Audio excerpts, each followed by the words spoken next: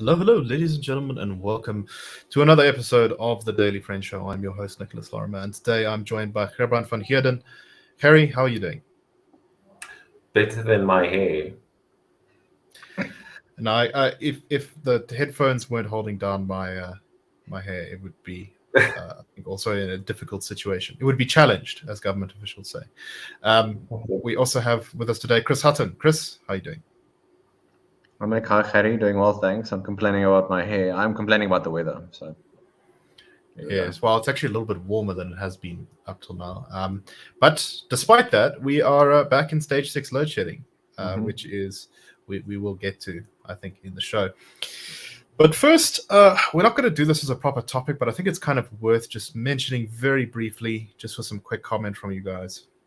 We, of course, saw the burning down of Parliament a while ago. And the man on trial for it has been undergoing he's just finished his second psychiatric evaluation. This is whether he is fit to stand trial. His name is Zandile Mafe, and he's being represented in court by the EFF's Dali Mpofu. The results just came in today of his second psychiatric evaluation, and as they were about to be announced, he stood up on the stand and said that Parliament must be moved to Bloemfontein, and that if it wasn't, he was going to burn it down again. He then said that the DA were racists and murderers, and that the party should not be in Parliament. He then talked about how he didn't like whites and Jews. He said, "I don't want whites in this land. They must bring back land to black people. Whites are murderers. Whites are killers." And then he finished off by saying that Parliament should be turned into a toilet. The judge says that he, on purpose, did not interrupt Mafe's outburst and said that, quote, "I know Mr. Mafe's medical condition and I don't want to exacerbate it." He went on to basically say that the findings of the second psychiatric evaluation confirmed the first, which is that he is not able to appreciate the wrongfulness of his actions. I think the original diagnosis was a severe level of schizophrenia. Now, there's been a postponement till the 10th of August, whether this finding is going to be challenged or not. But it looks like he's basically been found insane. Although, his outbursts here sound an awful lot like the policy positions of the EFF, who are, of course, being very friendly to him in public statements. Kerry, anything to say about this? This continues to be a sort of slightly depressing and dark chapter of our country's history, the fact that Parliament burned down and that no one really cared that much. No, I don't. No, I didn't follow the story too much, but I think it speaks to a number of things. There is a growing mental health crisis amongst the homeless population in the Western Cape. But also, I don't know what is it financially viable to have Parliament in Cape Town, or is it something, I don't know, it's maybe there is justification to move it to Pretoria. I don't know. Seeing so many ministers fly up and down between the two capitals, maybe he has some argument there, but otherwise the man is definitely he needs help. Chris, any thoughts on this just before we move on? Just maybe useful to distract from the fact that not much has been done in terms of rebuilding what was burnt, right, whether by this person or by others. It's a useful, not to say that he doesn't genuinely, based on 2 evaluations, have mental problems, and those hopefully could be, handled, and he can get the treatment that he needs. But it also it's helpful for distracting from those other deeper issues. Usually, when we've got these long-running scandals and things in the media attention, then we lose sight of the fact that the government just doesn't fix the stuff it should be fixing. So it's useful for them in that regard. Yeah, no, a continuingly kind of embarrassing story, this, I think, for the country, and that firstly that he was able to get into Parliament to do this. But secondly, just it's, I don't know, I find this whole story kind of depressing. But speaking of depressing, let's talk about the country's infrastructure. Yes, what a segue. And we've recently had government really talking up the prospect that it might be on the verge of load shedding kind of coming to an end, that things are looking rosy from here out. Electricity Minister, Ramakopa, has been talking about how we've seen some improvements in the energy availability factor these last 2 weeks, and we're almost at 60%. So energy availability factor is, of course, that the percentage of the power plants that are able to actually produce power. Basically, so 60% means that of the theoretically installed capacity of however much you're able to produce 60% of the electricity you should, and that things are really good. But Harry, the CRA, which you and Chris both work for, has just put out a macro review of infrastructure in the country. So can you just take us a little bit through that, and maybe with a focus on Eskom? Well, what we found in this macro review is there's essentially 3 infrastructure challenges that is severely limiting South Africa's growth potential. We have obviously the energy crisis, not much to say there. It's a very well documented crisis. But I think another more insidious infrastructure challenge that the country is sitting with is the logistics crisis. Freight being transported by rail has declined by 30% since 2017, and that has just moved more goods and services to be that has moved more goods to be transported onto the country's already decaying roads. And freight transported on the roads has increased by about 60% since 2017. So it just shows how much more pressure there is now on our road network. And then Sanral, who contributes a lot to the building, maintaining, and expansion of roads, have indicated that their ability to further maintain and expand our existing road infrastructure is severely limited now due to financial reasons, other factors as well. But the logistics crisis, a huge problem. And there are some experts and companies who has come forward and said that the problems that we see with our railways has shaved off at least 5% to 7% of the country's potential GDP growth. So basically, having just as much of an impact as load shedding has had on the country. And I think for consumers, we might not be that aware of how major the impact is of our failing railway system, because with load shedding it's very obvious. Your lights go off for a few hours, but with railways, not a lot of middle class South Africans use trains. So the problems or the challenges that we face there might not be so evident, but it's definitely had a huge impact on our country. And then the third infrastructure challenge that the country is increasingly experiencing is, of course, our water supply system and our water treatment systems. I mean, the fact that you have a cholera outbreak in one of our major metropolitan cities that has killed a number of people. I mean, that's a disease that you usually only find in war zones. Sorry? In war zones. Yeah, exactly.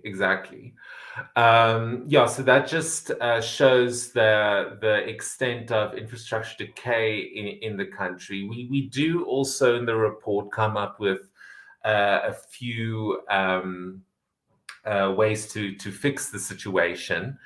One of the ways is to get local firms and multinational corporations to assist with their expertise and their resources to help revitalize economic infrastructure.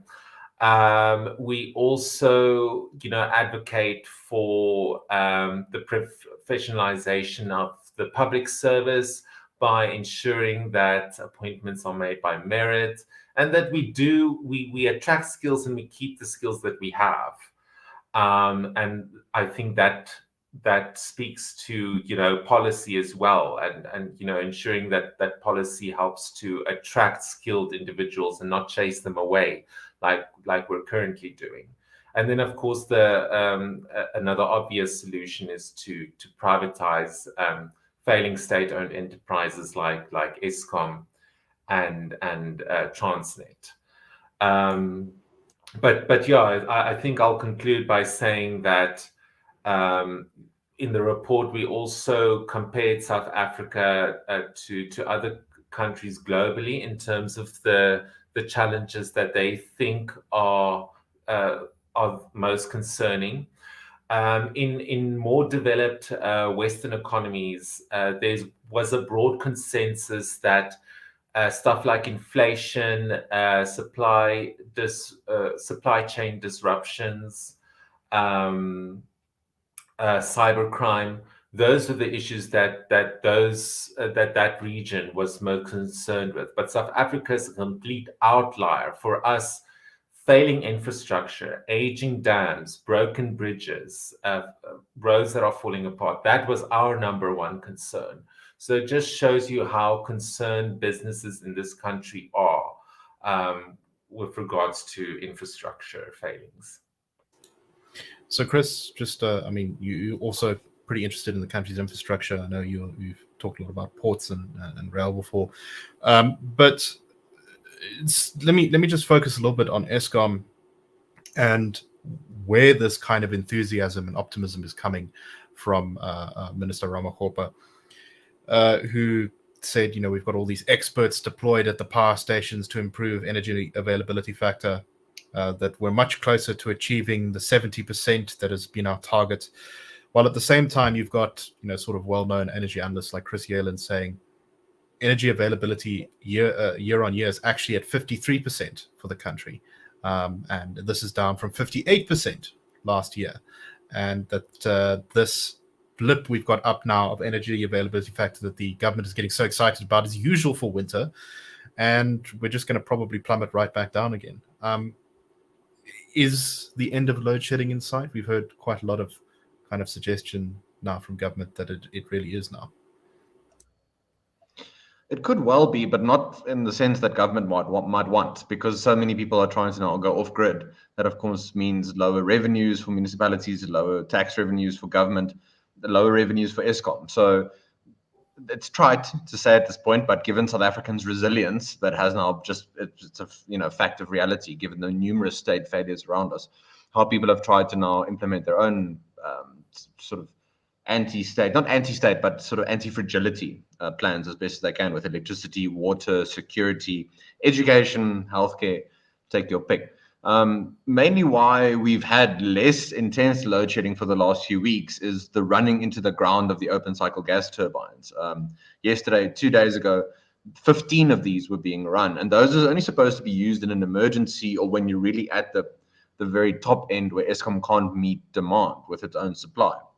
So that's one. You need to replenish the dams, the reservoirs. You need to replenish equipment where that breaks down. And also on Sunday, with the minister saying, we've got the end of load shedding in sight.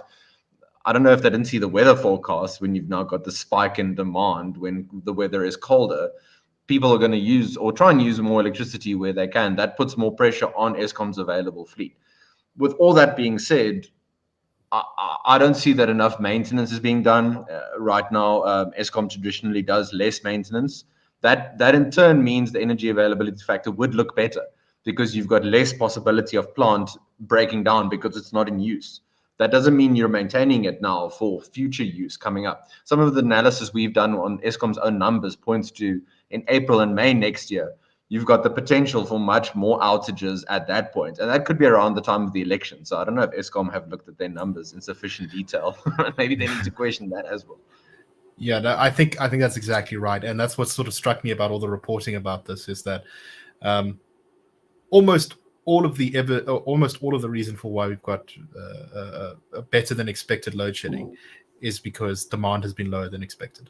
And I think that's because, as you say, South Africans make a plan. They're pretty resilient. They find a new way to do things, which causes more problems for Eskom and the government. But I think in the long run, if we do get out of load shedding without major reforms being done to the infrastructure to that, it's going to be basically because so many people, so many companies, so many consumers have gone sort of off grid that the state just isn't as relevant as it was before. And that's quite an interesting outcome, but one that we've been suggesting for a while. Anyway, let's move on to the next one. And this concerns the price. It's also related to energy. It concerns the price that Sasol charges for natural gas. So Sasol holds a monopoly in South Africa on natural gas sales. And it's been charging quite a lot of money for these natural gas sales. So much so, and all of this has been proved by the National Energy Regulator of South Africa, NERSA. NERSA's supposed job is to kind of keep prices low and control the price of things, and it's a very sort of state-centric approach to pricing in the marketplace.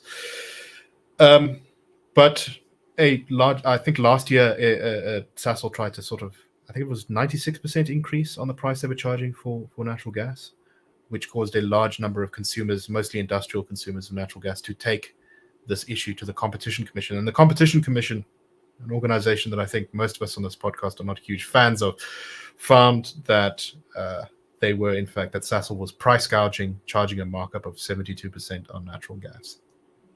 So, Chris, what's your take on this story? One of the sort of lines coming out of the reporting on this is that, what is the point of NERSA? If you're going to have government control of prices, isn't the whole idea of that supposed to be that they kind of push prices below what the market would charge? Just kind of seems really sort of inefficient, and I'm not really sure what the benefit is here of all of these regulations. Yeah, so much of competition policy around the world tends to ignore the laws of supply and demand and basic economics. So when, for example, you've got, as we've had high inflation in the last few years, the problem isn't money printing, stimulus, but the problem is so-called greed, for example, or higher wages. It's not because economies were locked down and too much money was pumped in, effectively lessening the value of money, but the problem is put on businesses and their sort of operation. So in South Africa, we've got the Competition Commission not often, actually not ever really saying anything about government monopolies or when there are issues in those areas of competition. For example, airlines, where SAA continues to get bailouts, is that fair competition compared to other airlines? You've got Eskom, of course, being a monopoly in electricity generation, distribution. Even now, people can now get licenses for self-generation, but you still need to go through NERSA. So the blockage then is there in terms of bureaucracy and licensing. So all in all, that Sasol has enjoyed a relatively more protected space. It has effectively put it up for a weaker position going further because it's been able to do this markup and charge higher prices. That means it hasn't been as efficient. It hasn't had to compete with normal market forces. That puts it and the South African economy as a whole on a weaker footing going forward. You set yourself up weaker and a more brittle state if you don't allow real competition and sort of competition between suppliers in various products and services. Yeah, we've seen the sort of anti-competition streak, I think, through so many things in government. I mean, this is not, to be fair, entirely a creation of the ANC. The apartheid state was very keen on its sort of centralized monopolies and these big state-owned enterprises and stuff. And the ANC, in many ways, inherited those and has kind of just entrenched them in some places and privatized them in others. But Yeah, Kerry, what's your take on this? It really seems like NERSA in particular is not really doing us any favors here. It doesn't keep prices low. It stands in the way of more generation capacity. It's just generally there to make life more difficult for South Africans. Do you agree? Absolutely, and I think inflation is still above the SARB's target range. Life's just becoming extremely expensive for the average South African, and is in part, like you and Chris mentioned, South Africa has a very anti-competitive economy, and an economy that doesn't encourage innovation, competition, and when you don't have those types of forces, prices will be inflated, and there's all that will be left will be for consumers to dig deep into their pockets. But when you introduce market forces that allows for a greater variety of services, products, and that tends to kind of push prices down. But with the government's current legislative framework and how we go about things, what we're doing is keeping monopolies afloat. We have an economy that benefits monopolies extensively, and really hurts SMEs to a point where nobody wants to open up a new business here anymore or invest. So it's quite dire. That's one of the greatest ironies of ANC policy, is that the ANC talks so much, about this kind of socialist thing and evil capital strangling the workers and all that sort of nonsense. But then when you actually see the effect of their policies, it's to create a space where only big companies can be players. And you can look at that at sort of any level, whether it be the fact that the regulations can only be complied with the larger companies, with the fact that infrastructure problems like load shedding, a small salon that someone is running in a little shopping center somewhere, they can't deal with load shedding, but a huge mining company that makes billions of rands, they can at least afford to create their own power solution in some cases. So it is one of the greatest examples, I think, of counterproductive policy, is the fact that despite supposedly trying to make South Africa a more equal place, the ANC has in effect empowered large business players more. And you can see that they continue to have this mindset. We talked about it, I think, on Monday. Dr. Nicholas Crisp, in promoting the NHI, basically said, we need fewer medical aid schemes, less competition. We need to have a couple of big players that comply with the state. So you see this ideology permeates through the whole of government policy, and it to terribly negative things. And even socialists, or people who don't actually agree with people like us on the economy, should recognize that these ANC policies have been tremendously counterproductive. Anyway, and Nick, let's move on. Sorry, Nick, just to mention, go ahead. Yeah, that's when we hear these sorts of partnership initiatives between business and government, that's when I get a bit concerned about some of the risks, because the more regulation and bureaucracy there is, the better for bigger businesses that have compliance departments that can deal with all these things, all those costs. Like smaller mom and pop shops can't deal with that. Exactly. And you have a big company that's able to basically pay off some political cadres. They say, okay, you guys get this little chunk of money here, and we'll get the project. This is one of the reasons why we say that, policy, like corruption, is not just something that emerges magically from society based on our internal goodness. Policy allows it. We've seen it in Eskom with how preferential procurement, and the Zondo Commission made a big deal about this, enabled corruption. And we see it here with some of these regulatory things where you basically push any smaller competition out of the market. And as a result, you have an inefficient system where only the big players get to play. Right. So anyway, let's move on to our next topic. And this is, speaking of corruption, this is one of those corruption stories that I think is unusual in its impact. And this involves Mozambique's former finance minister, Manuel Chang, who was extradited to the US from South Africa on Wednesday to face charges for his alleged role in a $2 billion debt scandal. There was competing claims about where he should be extradited to. Mozambique said he should be extradited to Mozambique. He fled the country after the scandal, and the US, who some of the companies he allegedly defrauded, has been trying to extradite him as well. So what happened was back in, I think it was about between 2005 and 2015, during his time as the finance minister of Mozambique, he got a large number of loans from Credit Suisse and a Russian bank called VTB that were all guaranteed by the Mozambican government.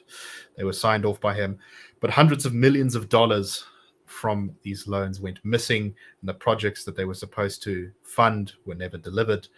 The US authorities say the borrowing was fraudulent, and the projects spanning everything from tuna fishing to shipyard development to maritime security were a front for an elaborate bribery and kickback scheme. When the story came out into the public eye in 2006, it caused massive problems for Mozambique.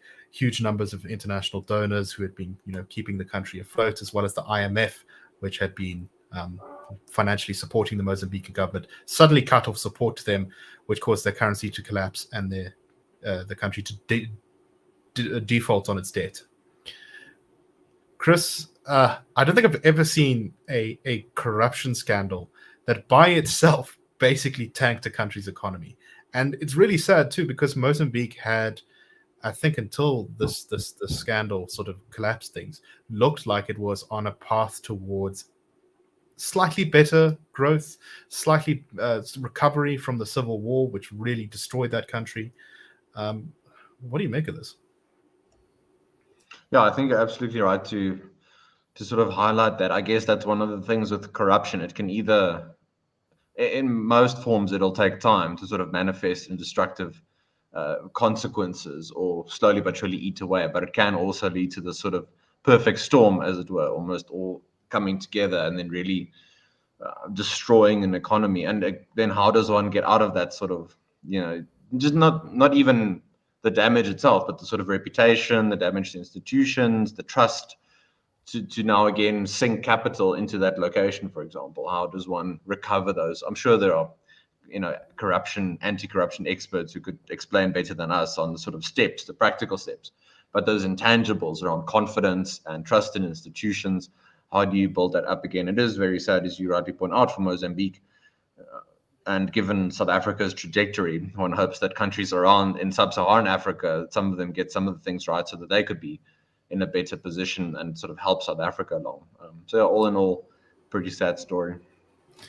Yeah, I do wonder. I think trying to avoid something like this is why the ANC always tries to put one of its most credible people, whoever that may be, and the credibility of its finance minister has been decreasing with each one, I think.